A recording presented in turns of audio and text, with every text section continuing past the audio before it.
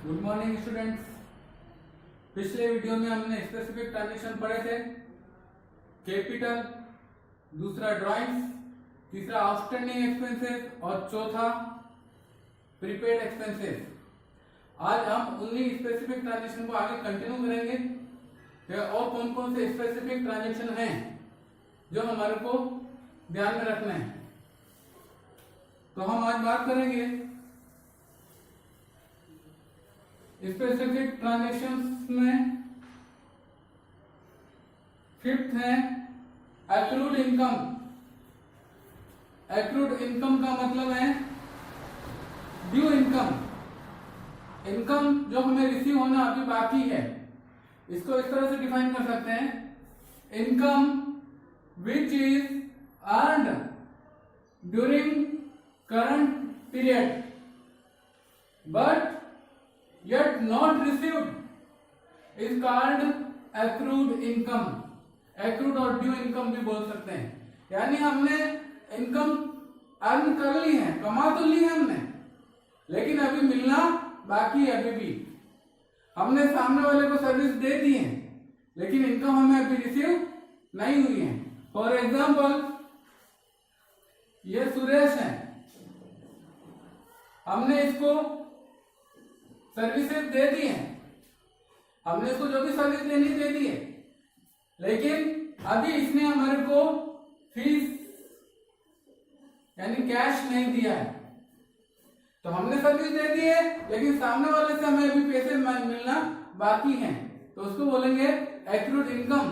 अर्थात ऐसी इनकम जो हमने कमा तो ली है इस पीरियड में, लेकिन अभी मिली नहीं है। तो उसकी एंट्री कैसे करेंगे? ये ड्यू ट्रांजेक्शन हुआ, कैश ट्रांजेक्शन नहीं होके उधार के ट्रांजेक्शन हो गया है, तो उसको उधार के ट्रांजेक्शन की तरह एंट्री करेंगे। For example, fees due from Suresh 4000। तो सुरेश से हमें फीस लेना बाकी है, तो ये फीस नॉमिनल अकाउंट है। नॉमिनल अकाउंट में हमारी इनकम है और इनकम क्रेडिट होगी, तो हम यहां करेंगे इनकम फीस अकाउंट क्रेडिट 4000। अब यहां हमारे पास कैश आना चाहिए, कैश नहीं आया है। कैश नहीं आया है तो कैश आता तो हम कैश को डेबिट कर दे, लेकिन ये पैसा ड्यू है, तो हम कैश की जगह सुरेश का नाम लिख सकते हैं, लेकिन सुरेश अकाउंट लिख सकते हैं 4000। जिस भी व्यक्ति से हमें पैसे लेना बाकी है उसको हम डेबिट कर दें, तो उधार के ट्रांजेक्शन में कैश की जगह उस व्यक्ति का नाम आ जाता है, तो हम यहाँ सुरेश अकाउंट को डेबिट कर सकते हैं। लेकिन कोई इनकम बाकी हो, कोई गुड सेल किया हो और पैसे बाकी हैं, तो उसकी जगह हम इंडिविजुअल का नाम लिखते हैं, पर्सनल अकाउंट का। लेकिन कोई हमने सर्विस दी हो और उसका पैसा बाकी है, तो उसमें हम ये लिखेंगे तो भी सही है, पर ज्यादा सही हम एक्रूड इनकम लिखेंगे। ये एग्जैक्टली करेक्ट है। तो हम एक्रूड इनकम को डेबिट करेंगे, उस पर्सनल अकाउंट की जगह एक्रूड इनकम को डेबिट करेंगे और फीस अकाउंट को क्रेडिट करेंगे। फिर नरेशन लिख देंगे, being fees due from Suresh. Second example, interest due from Sudhir.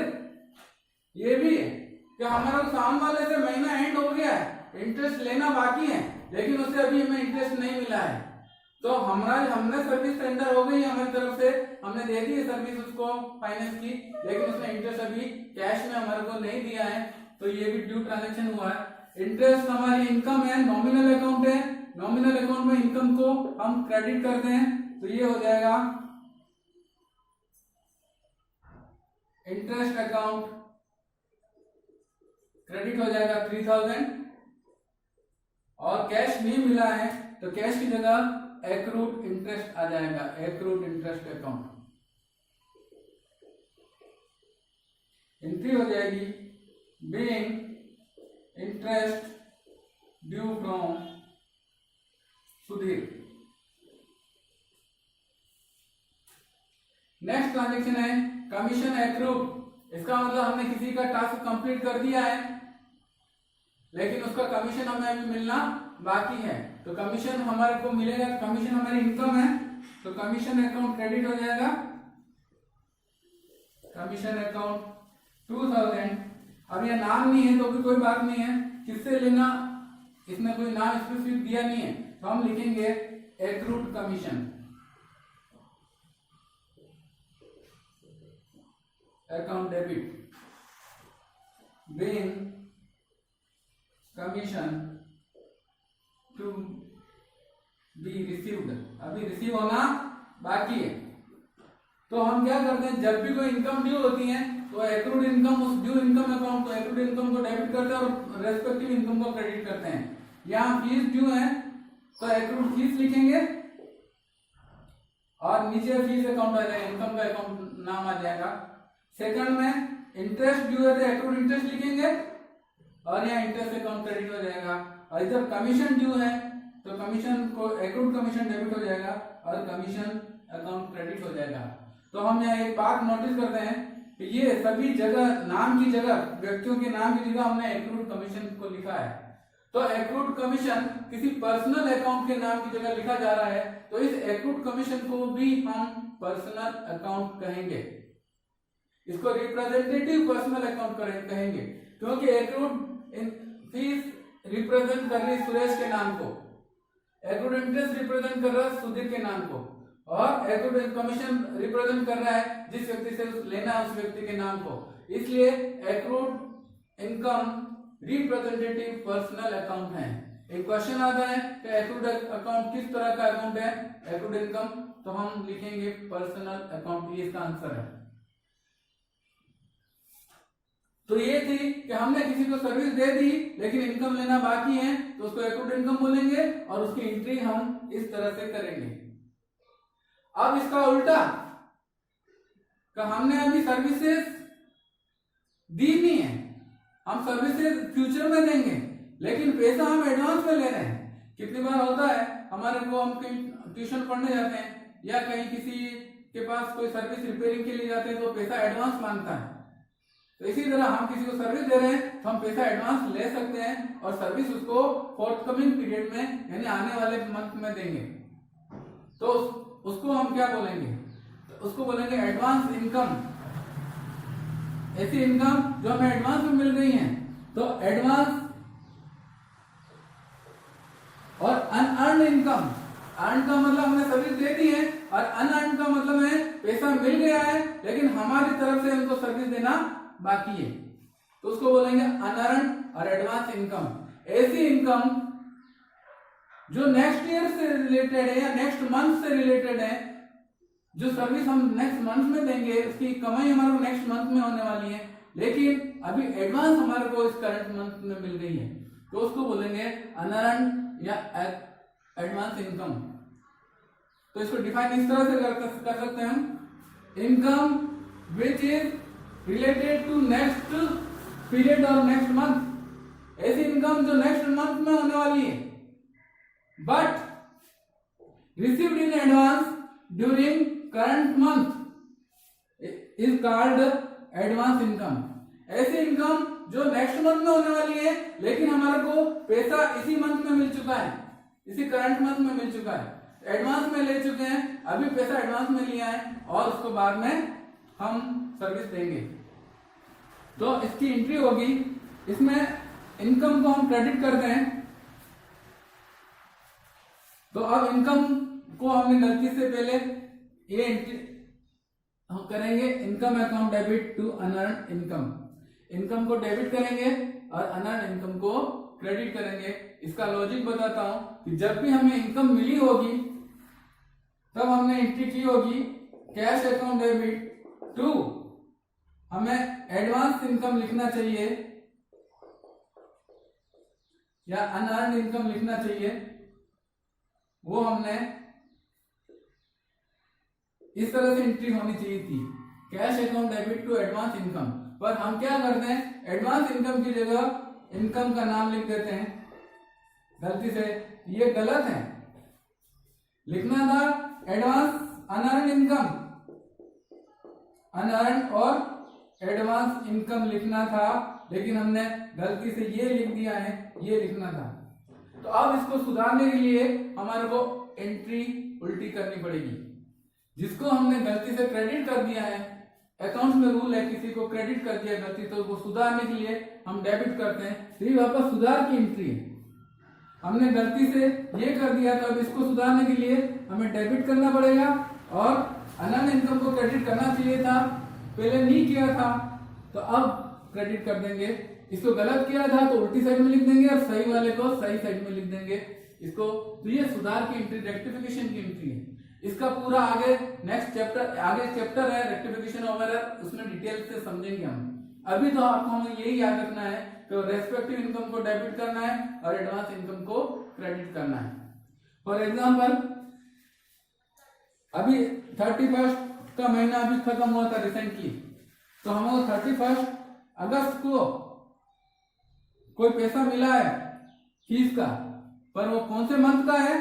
Fees received for the month of सितंबर 2020, यानी अगस्त महीने में सितंबर के महीने का पैसा एडवांस में मिल गया है। तो इसकी एंट्री करेंगे, इनकम को डेबिट करेंगे।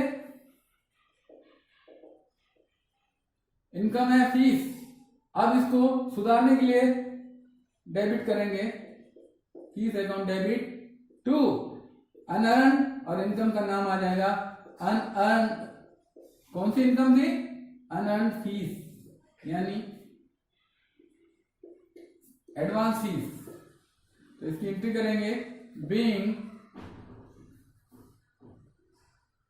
Income received in advance. Income की जगह हम उस फीस का इस नाम लिखेंगे, fees received in advance. Rent unearned, अब यहां लिख सकते हैं fees received for the month of सितंबर फ्रॉम किससे मिली? राम से मिली। तो हम यहाँ राम का नाम नहीं लिखेंगे, हम यहाँ अनअर्न फीस का नाम लिखेंगे। ये भी रिप्रेजेंटेटिव पर्सनल अकाउंट है। सिमिलरली इसको इस तरह से भी लिख सकते हैं, रेंट अनअर्न, खाली रेंट अनअर्न। इसका मतलब इंप्लाइड है कि ये एडवांस में मिला है। कोई व्यक्ति का नाम नहीं दिया है तो भी कोई बात नहीं, हमें इसको एडवांस इनकम मानना है और इसी तरह से एंट्री करना है। तो इनकम की जगह तो आ जाएगा रेंट 31 अगस्त, rent account debited to unearned rent 6000 being rent received in advance। तो हमें इस तरह से इसको करना है। आज हमने दो स्पेसिफिक ट्रांजेक्शन समझे। एक्रूड इनकम मतलब इनकम अर्न हो गई लेकिन अभी मिलना बाकी, अभी मिली नहीं हमारे को, उसकी एंट्री इस तरह से करेंगे। और अनअर्न और एडवांस इनकम का मतलब है हमें पैसे पहले मिल गए हैं लेकिन अभी सर्विस देना बाकी है, नेक्स्ट मंथ में जाके हम सर्विस उसको प्रोवाइड करेंगे। और दूसरी बात, ये दोनों ही रिप्रेजेंटेटिव पर्सनल अकाउंट हैं। तो एक मैं नोट लिखवाता हूं, इसको हम समझेंगे।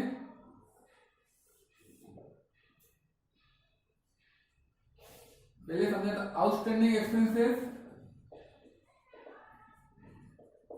अकाउंट, प्रीपेड एक्सपेंसेस, ये पिछले वीडियो में समझा था हमने अकाउंट। और आज समझा है accrued income and unearned income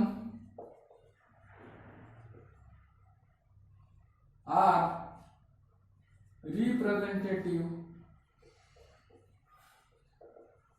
personal accounts। ये चारों के चारों अकाउंट पर्सनल अकाउंट यानी रिप्रेजेंटेटिव पर्सनल अकाउंट कहलाते हैं, क्योंकि ये सारे अकाउंट किसी व्यक्तियों के नाम की जगह हम लिखते हैं। अब नाम की जगह क्यों लिखते हैं, इसका लॉजिक हम नेक्स्ट किसी चैप्टर में समझेंगे। आज इतना ही। ये चारों रिप्रेजेंटेटिव पर्सनल अकाउंट है। इसका क्वेश्चन आता है 1 या 2 मार्क्स का कि इन अकाउंट को क्या हम बोलते हैं, कौन किस टाइप के अकाउंट है। तो आंसर है आउटस्टैंडिंग, प्रीपेड, एक्रूड, अनअर्न्ड, ये सारे रिप्रेजेंटेटिव पर्सनल अकाउंट्स हैं। थैंक्स। कुछ और है स्पेसिफिक ट्रांजैक्शन हम नेक्स्ट वीडियो में समझेंगे। Thank you.